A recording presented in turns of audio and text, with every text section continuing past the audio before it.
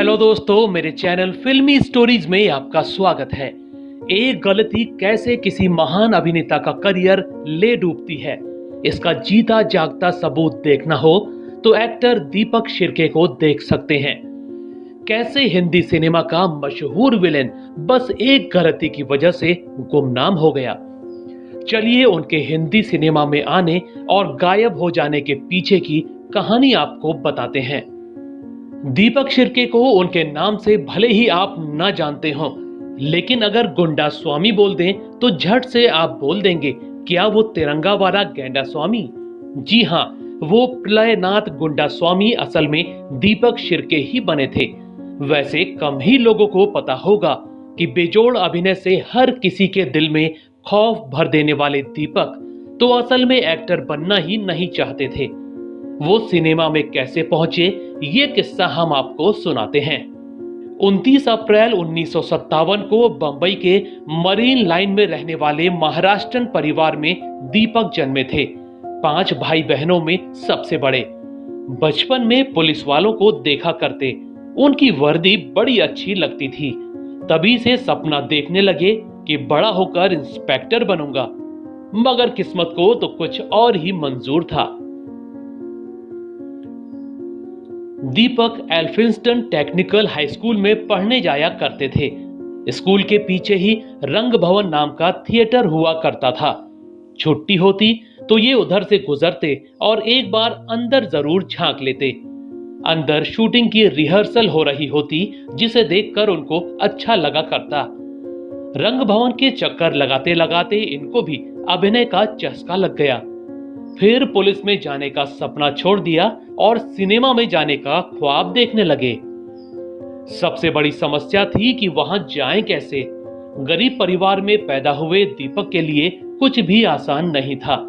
दीपक ने थोड़ा बड़े होने पर छोटे छोटे मराठी नाटकों में हिस्सा लेना शुरू कर दिया। पैसा भले ही ना मिलता, मगर अभिनय की बारीकियां तो सीखने को मिल ही रही थी। मराठी नाटक राजमुकुट से इनकी शुरुआत हुई थी। फिर तो एक के बाद एक नाटक करते गए। महाराष्ट्र के कोने कोने में जाकर नाटकों में हिस्सा लेते। कई बार तो ऐसा भी हुआ कि नाटक में पहुंचने तक के लिए जेब में पैसे नहीं होते। एक बार तो एम्बुलेंस में लिफ्ट लेकर नाटक में अभिनय के लिए पहुंचना पड़ा था। नाटकों ने दीपक के भीतर के अभिनेता को जन्म दे दिया और मराठी फिल्म इंडस्ट्री में इनके हुनर की खुशबू पहुंच गई। दीपक को धड़ाकेबाज नाम की पहली मराठी फिल्म मिल गई। बस यहीं से उनका फिल्मी सफर शुरू हो गया, मगर अभी ऊंची उड़ान बाकी थी। 1978-79 की बात है। मशहूर डायरेक्टर गोविंद निहलानी आक्रोश फिल्म बना रहे थे। उन्होंने दीपक का अभिनय देखा हुआ था।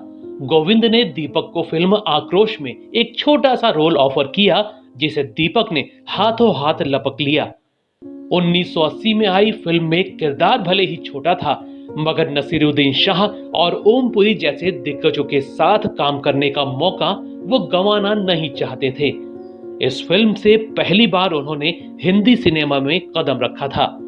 हालांकि वो अब भी पहचान को तरस रहे थे, मगर जिस फिल्म ने बॉलीवुड में उनको पहचान दे दी, वो तो सड़क पर ही उनको मिल गई थी। 1987-88 की बात है।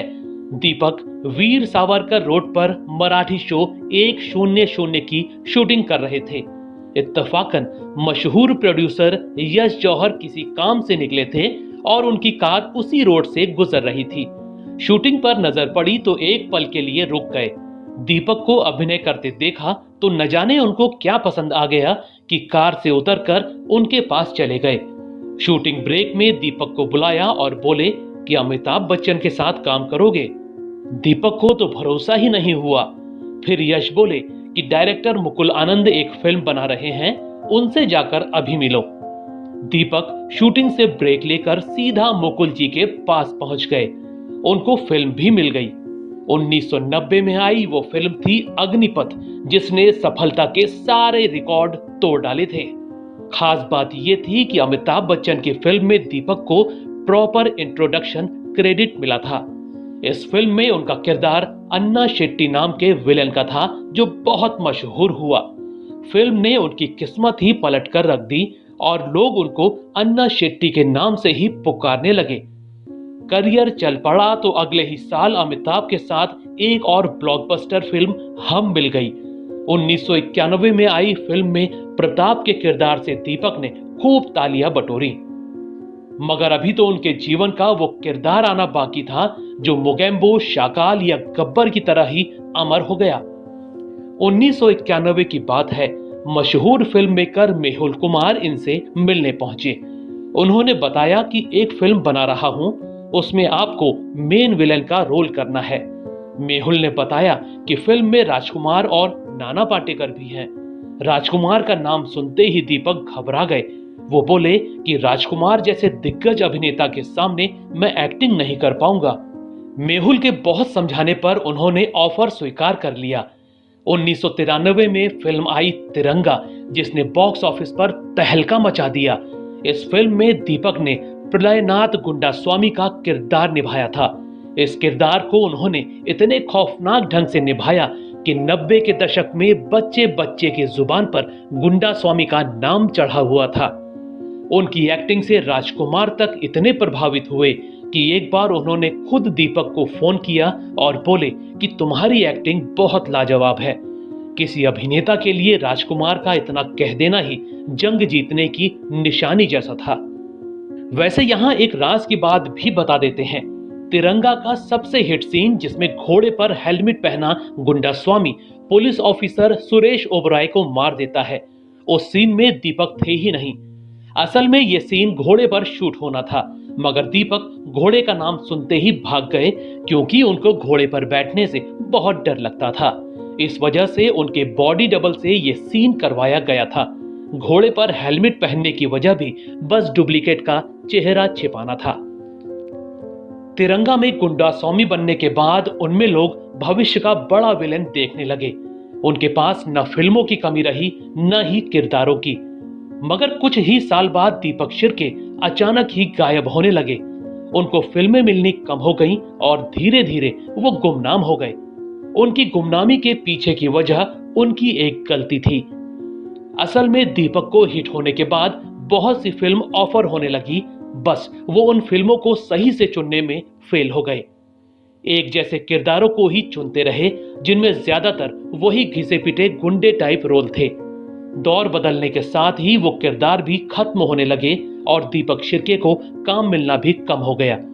50-52 की उम्र तक आते आते तो वो हिंदी सिनेमा में गुमनाम ही हो गए। इक्का दुक्का किसी फिल्म में नजर आ जाते, मगर उनका स्टारडम फिर खत्म हो गया। बीच बीच में इश्क और सरकार जैसी फिल्मों में नजर आए, मगर सिर्फ सही फिल्मों को न चुनना और एक जैसे किरदार करते रहना ही उनका करियर ले डूबा। फिल्मों में काम नहीं मिला तो टीवी का रुख कर लिया। कुछ समय तक सीआईडी शो में एसीपी के किरदार में नजर आए, मगर टीवी में भी खास नहीं कर पाए।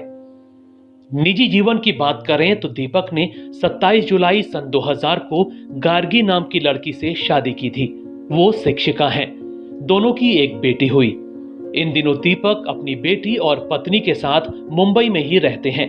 100 से ज्यादा फिल्मों में काम करने वाला 90 के दशक का मशहूर विलेन इन दिनों मराठी नाटकों और वेब सीरीज में छोटा मोटा रोल कर अपना घर चला रहा है। दोस्तों, आपको दीपक शिर्के कैसे लगे थे? उनकी कोई फिल्म या किरदार आपको पसंद आया हो तो हमें कमेंट में जरूर बताइएगा।